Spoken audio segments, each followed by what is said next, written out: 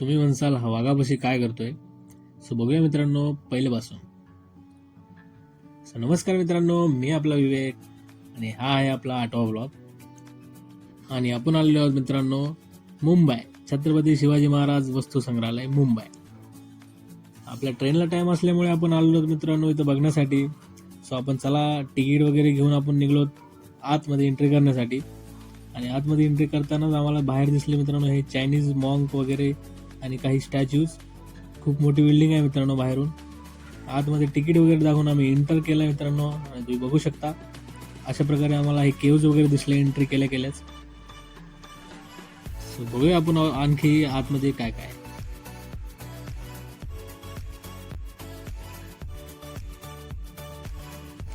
Entry केल्या मित्रांनो आपल्याला हा चालू झाला बर्ड सेशन. इथे आल्याच्या नंतर मित्रांनो बघितलं आम्ही एवढे सारे पक्षी बघितले जे कधी एवढे बघितले बी नव्हते. आम्हाला यांचे नाव सुद्धा माहित नाहीत मित्रांनो. एवढे सारे पक्षी इथे बघायला भेटलेत आणि हे सर्व पक्षी मेलेले आहेत मित्रांनो हे.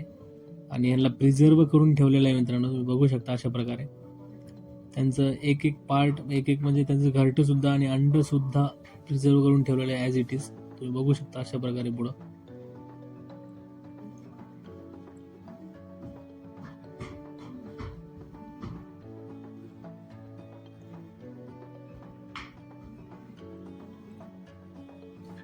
आणि ह्या पक्षाचं नाव कमेंटमध्ये सांगा मित्रांनो. हा रामायणमध्ये याचं नाव झालेलं आहे मित्रांनो, तुम्ही बघू शकता.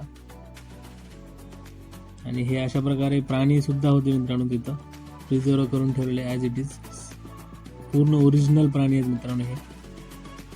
हा बघू शकता तुम्ही चित्ता.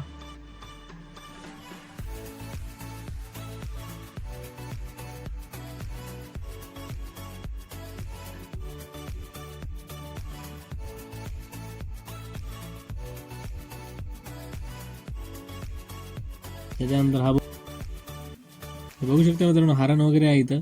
पण हा कोणता प्राणी आहे काय माहित नाही.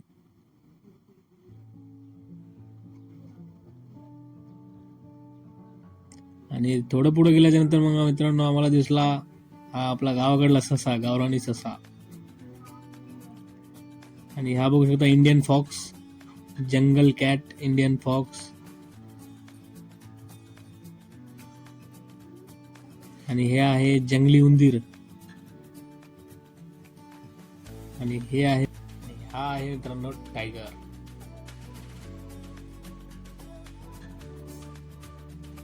त्याचे एक्सप्रेशन वगैरे सगळं बघू शकता मित्रांनो तुम्ही. खूप भारी ठेवलेलं आहे यांनी इथं. आणि त्याच्या जिभेवर पण बघा मित्रांनो दात वगैरे त्याचे काटे.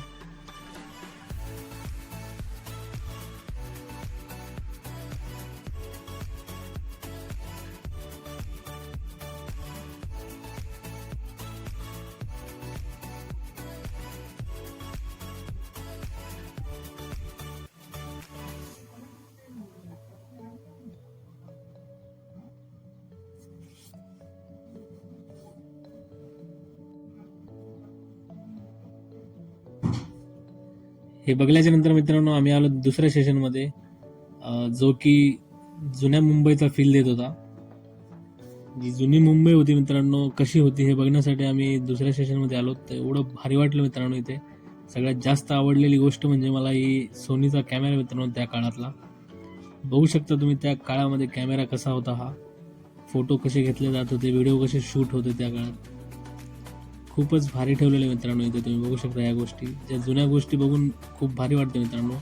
ही ट्राम्प बस, हे बीच आणि हे मीट वगैरे तयार करण्याची प्रोसेस हे खूप भारी मित्रांनो. इथं फोटोज वगैरे ठेवलेले आहेत सर्व. आणि आम्हाला 2 ब्रिटिश दिसले तिथं. हा एक ब्रिटिश आणि हा एक ब्रिटिश.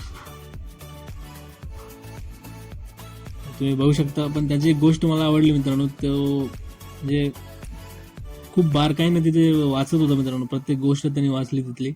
आपण गेलो तर फक्त फोटो वगैरेच बघून येतो बाहेर, पण त्यांनी खूप बारकाईने वाचून वगैरे सगळं बघतात मित्रांनो. बघू शकता अशा प्रकारे इथं आहेत सर्व. आणि काही नाणे सुद्धा दिसले आम्हाला त्या काळातले चलन.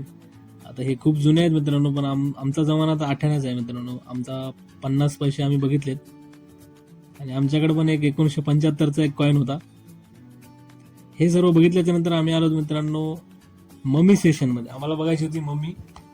आम्ही इथं आल्याच्या नंतर आम्हाला खूप असे स्टॅच्यू वगैरे दिसले काही, थोडा आत गेल्याच्या नंतर मग आम्हाला डायरेक्ट कबोर्डमध्ये ठेवलेला हा पुतळा दिसला डायरेक्ट मम्मी. आतमध्ये तर काय व्यवस्थित दिसलं नाही, पण मे बी त्याच्यात बॉडी असावी एखादी. खूप जवळून बघितले मित्रांनो याला, तुम्ही बघू शकता.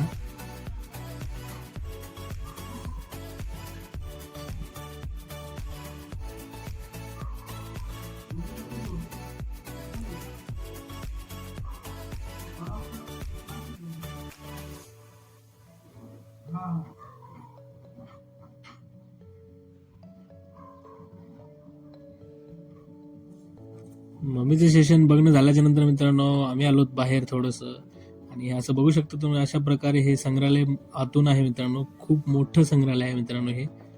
एवढ्या वस्तू आहेत मित्रांनो ते ठेवलेल्या, तुम्ही बघू शकता. एवढ्या मूर्त्या, एवढ्या वस्तू, अशा अनोख्या अनोख्या वस्तू इथे ठेवलेल्या आहेत मित्रांनो.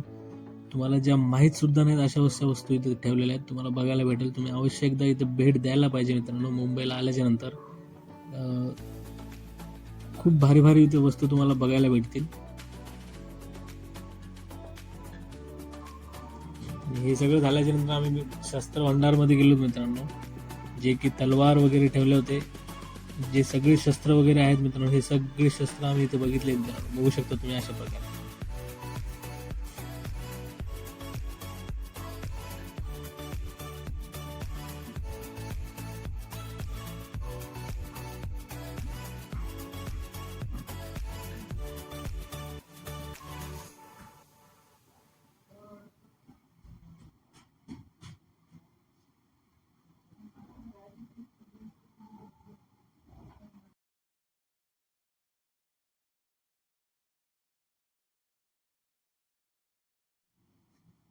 सगळे हत्यार बघून जेवढं भारी वाटलं नाही, तेवढं हा एकच हत्यार बघून मला भारी वाटलं मित्रांनो. तुम्हाला माहितीच आहे हत्यारनं काय काय कारनामे केलेत. सो कमेंटमध्ये जय शिवराय लिहायचं विसरू नका.